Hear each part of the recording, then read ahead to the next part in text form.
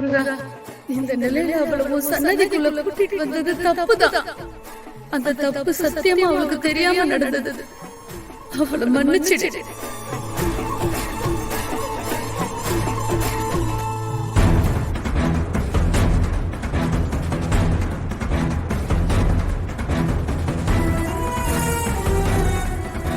ஆரத்தேடு. ஐயோ, வெண்ணிலா, என்ன பண்ற?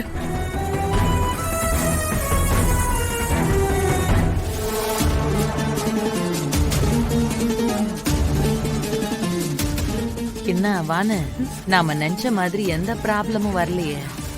என்ன கொஞ்சம் யோசிக்க விடுமா?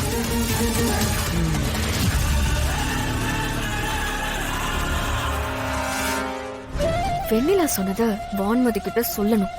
வான்மதிக்கு தான் வெண்ணிலாவை பத்தி நல்லா தெரியும். நிஜமாவே கல்யாணத்தை நிறுத்துறேன்னு சொல்றாளா இல்ல இதுவும் டிராமாவான்னு கண்டுபிடிக்கணும். நீங்க எல்லாரும் முன்னாடி போங்க, நான் ஐயா கிட்ட பேசிட்டு தாலி தட்டை வாங்கிட்டு வந்துடுறேன். சரிங்க நீ. வெண்ணிலா வா போலாம். வேங்க வாங்க. வாப்பா போமா.